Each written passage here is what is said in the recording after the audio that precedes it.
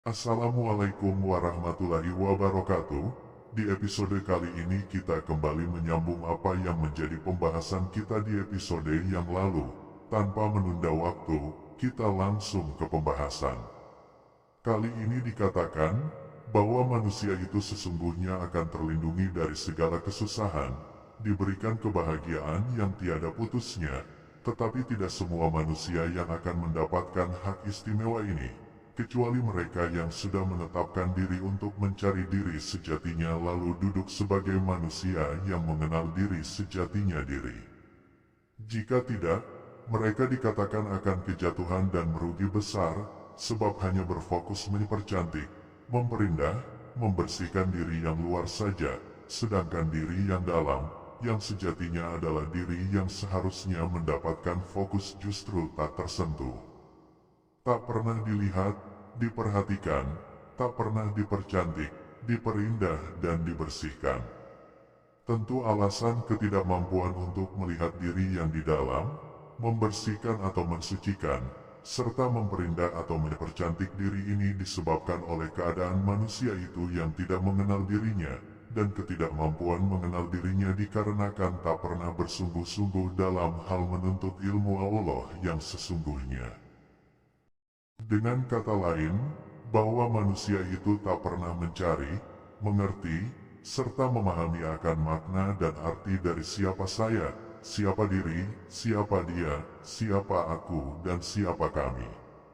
Sebab yang dikatakan saya sesungguhnya adalah pengakuan Allah yang Maha Esa dalam bentuk zahir atau nyata, tentu dalam hal ini adalah bentuk pengakuan manusia yang menyatakan akan dirinya sendiri yang ada dan nyata, sedangkan hakikatnya adalah pengakuan Allah akan dirinya lah yang ada dan nyata, namun dikeluarkan atau dinyatakan melalui suara dan ucapan manusia tersebut, yang dimana sesungguhnya adalah tempat Allah nyata di dunia ini.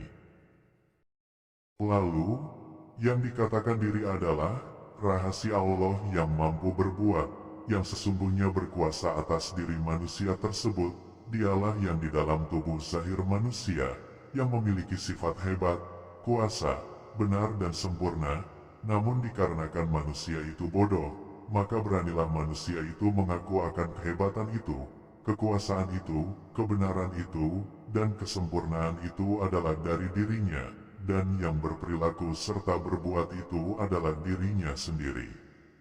Sebagaimana ada ayat yang mengatakan, "Ya Allah, kami telah menzalimi diri kami sendiri." Ayat ini menyatakan satu pengakuan akan keadaan, di mana manusia itu dahulu telah salah dalam memandang, lalu mengakui kesalahannya yang di mana saat dia masih hidup di dunia, selalu mengakui dirinya yang hebat, dan bentuk nyata mengakui diri adalah, bersifatlah dia dengan sifat sombong, angkuh, merasa besar, tinggi dan hebat, padahal hakikatnya adalah, segalanya perbuatan Allah, maka jika segala itu perbuatan Allah, maka diamlah, bagaimana bisa dan pantas, kita mengakui sesuatu yang bukan perbuatan kita. Yang dikatakan dia adalah Allah sendiri, dan pemaknaan Allah di sini adalah alif, lam, ha, di mana 4 huruf itu dimaknai, zat, sifat, asma, afalnya, yang telah menyatu dalam diri manusia, selaku ciptaan atau tempat Allah nyata di dunia. Sehingga dikatakan dalam surat Ali Imran, saat Allah menciptakan manusia, Allah katakan, Allah menciptakan Adam dari tanah, kemudian Allah berfirman, jadilah, maka jadilah dia. Dari ayat ini, bisa dikatakan bahwa, saat Allah katakan jadilah dia, saat itu Allah sedang menyatakan bahwa dia menciptakan dan ciptaannya itu yang berasal dari dirinya sendiri, kini telah sempurna dan nyata. Dengan kata lain, Allah telah menciptakan manusia sebagai tempatnya atau wadahnya nyata di dunia kelak, dengan maksud dan tujuan, agar kelak manusia itu akan menyatakan bahwa Allah itu sebenar-benarnya yang ada, tidak ada yang ada selain Allah, dan dia menyatakan bahwa dirinya bersama Allah, serta sadar bahwa kenyataan Allah pada dirinya itu, sungguh lebih dekat dari urat leher manusia itu sendiri, yang sebagai ciptaan, dan yang terpenting adalah, kesadaran akan mampunya diri menyatakan Allah, dikarenakan Allah sendiri atau perbuatan Allah sendiri. Ada pertanyaan, jika manusia mengatakan dia sebagai maksud untuk menyatakan Allah, apakah makna dia itu berbeda? Sebab, di satu sisi, dia kalimat Allah itu adalah menyatakan ciptaannya. Di sisi lain, saat manusia berkata dia bermaksud menyatakan pencipta atau Allah, apakah makna dia itu berbeda? Janganlah terlalu terburu-buru, mari kita lihat bersama-sama. Sekilas, memang terlihat maknanya ganda, tapi ingatlah, bagaimana mungkin mampu ciptaan menyatakan penciptanya, sedangkan ciptaan itu adalah hakikat diri yang menciptakan, maka sesungguhnya, siapakah yang menyatakan siapa? Mari kita lihat, saat manusia menyatakan Allah dengan menggunakan kata dia, itu adalah hakikat dari Allah menyatakan dirinya sendiri. Sebagaimana keadaan, saat Allah menyatakan akan ciptaannya, ingin mengatakan dan menggambarkan Muhammad atau ciptaannya yang lain, maka satu ayat akan berkata dia, lalu terdapat tanda kurung Muhammad, Isa atau yang lainnya, dalam kurung adalah pemaknaan bahwa, dalam ayat tersebut, Allah sedang menyatakan Rasulnya, yaitu Muhammad. Begitu juga Rasulullah, saat menyatakan Allah, beliau katakan, dialah Allah yang maha pengasih lagi maha penyayang.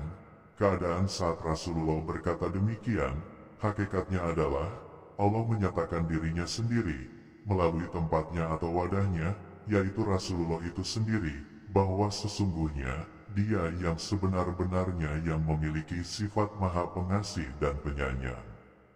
Begitulah kita memandang seharusnya, dengan prinsip, ucapan kita adalah kalam Allah, penglihatan kita adalah basar Allah, pendengaran kita adalah samak Allah, maka saat kita berkata atau berkalimat, sesungguhnya itu adalah kalam Allah, itulah dasar prinsipnya. Kemudian, yang dimaksud aku adalah, tidak lain tidak bukan, Allah menyatakan akan sebenar-benarnya dirinya, yang berkuasa atas segala hal. Kekuasaannya akan bumi dan langit, dunia dan akhirat, maka perhatikanlah, saat timbul keakuan dalam diri kita, hendaklah kita menekannya, sebab saat itu, Allah sedang menyatakan akan kemampuan dan kekuasaan akan dirinya kepada kita di dalam diri kita untuk menguji. Jangan dizahirkan dengan kata atau pengakuan serta perbuatan, sebab itu sama dengan menggunakan pakaian Allah.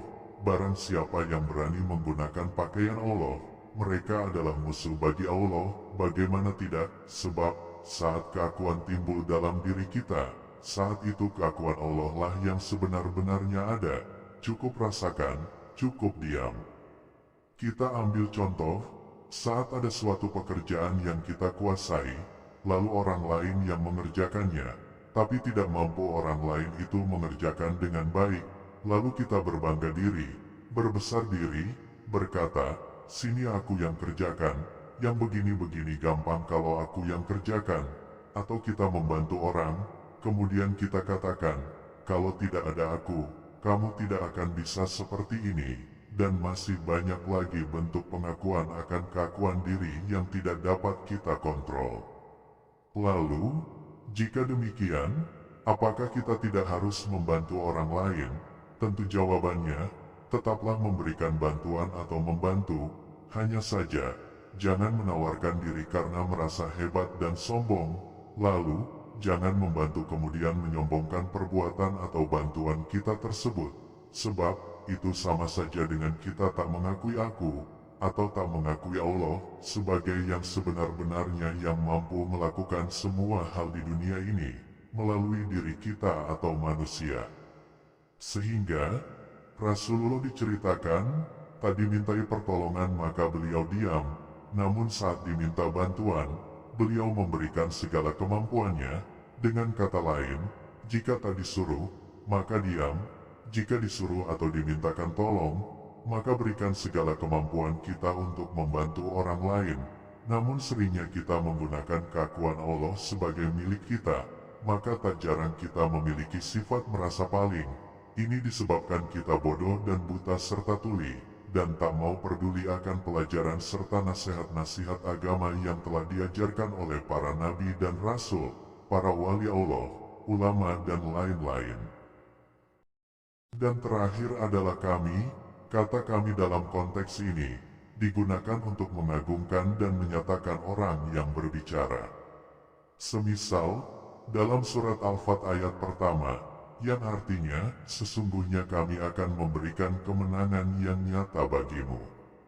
Pemaknaan kata kami jika disimpulkan secara sederhana, bahwa menyatakan banyak, lebih dari satu, dan memang demikian adanya, sebagaimana di sini, dijelaskan bahwa kami atau yang banyak itu adalah 14 anggota hidup, di mana itu adalah kolbu, ruh, sir, khafi, ahfa, nafsi, kulu jasad, kodrat, iradat, ilmu, hayat, samak, basar dan kalam. Ke-14 anggota hidup inilah yang dimaksud kami, dan ke-14 anggota ini berasal dan dari Allah sendiri. Maka makna terdalam kami sesungguhnya adalah Allah itu sendiri, bukan Allah itu banyak, melainkan Dia satu namun menciptakan yang banyak, dan sebaliknya, yang banyak itu adalah kenyataan yang satu. Itulah Allah yang maha segala-galanya. 14 anggota ini ada pada diri kita, semisal kita ambil contoh dari ayat tersebut, Allah akan memberikan kemenangan yang nyata, jika dalam perang, tanpa kolbu atau hati yang kuat, apakah ada kemenangan? Justru yang ada kepasrahan, kala sebelum berperang, dengan Allah titipkan kekuatan dalam kolbu, maka semangat dalam berjuang, membara, dan kolbu yang kuat itu cara Allah menguatkan kita dan perjuangan kita melawan musuh dalam peperangan. Lalu di sisi lain, Allah pun akan mengambil kekuatan dan keteguhan serta keyakinan dari 14 anggota hidup dari mereka yang kafir saat itu, sehingga perjuangan mereka tak memiliki arti. Dengan kata lain, perjuangan mereka menghasilkan kekalahan, sehingga itulah kata kami yang dimaksud adalah 14 anggota hidup kita sendiri. Dalam hal ibadah sehari-hari pun demikian, jika Allah tidak menciptakan kolbu, maka bagaimanakah keadaan manusia? Tentu tak ada yang mampu untuk beribadah, sebab dari kolbu inilah rasa ingin beribadah, sabar dalam ibadah serta ikhlas beribadah lahir, dan kemenangan yang dimaksud adalah kemenangan akan melawan diri sendiri yang malas, yang lalai, dan lain-lain. Rasa malas datang dari setan atau ketidakpatuhan, sebaliknya rasa gemar ibadah datangnya dari Allah. Maka siapa yang gemar beribadah, sabar dalam ibadah, serta ikhlas beribadah, sesungguhnya Dialah yang menerima ayat tersebut, yaitu, kami akan memberikan kemenangan yang nyata. Terlihat bukan, jika Allah telah memberikan rasa dalam kolbu untuk beribadah, sangat nyata perilaku kita saat itu, rajin beribadah, tepat waktu dalam ibadah, beribadah lebih dari biasanya, bukan hanya fardu 5 waktu, sunnah pagi petang dan malam pun kita mampu kerjakan. Itulah maksud dari kata kami, yaitu 14 anggota hidup yang ada dalam diri kita, yang Allah titipkan, dan sekali lagi, hakikat 14 anggota ini, adalah Dia, atau Allah sendiri. Sebab dari diri Allah lah semua ini tercipta. Inilah makna dari saya, diri, dia, aku dan kami dalam bab ini. Selanjutnya, bukan untuk sekedar diketahui, tapi harus tahu cara menjalankannya, atau mendudukan perkara saya, diri, dia, aku dan kami pada diri kita, perilaku kita, pandangan kita, serta ibadah kita. Inilah yang dapat kami sampaikan dalam episode kali ini. Sekali lagi kami ingatkan, kami bukanlah yang paling benar, sehingga pernyataan kami ini harus diusulkan lagi agar lebih banyak mendapat pencerahan. Tentu dengan guru, dan guru yang kami maksud adalah mereka yang benar-benar menguasai diri serta kenyataan diri yang sejatinya. Dengan demikian, kami memohon maaf atas segala kesalahan serta kekeliruan. Jika terdapat salah dan keliru dalam materi serta cara menyampaikan kami juga memohon ampun kepada Allah atas segala kesalahan kami serta kekurangan kami. Semoga ini dapat bermanfaat bagi diri kami dan kita semua. Amin ya rabbal alamin. Assalamualaikum warahmatullahi wabarakatuh.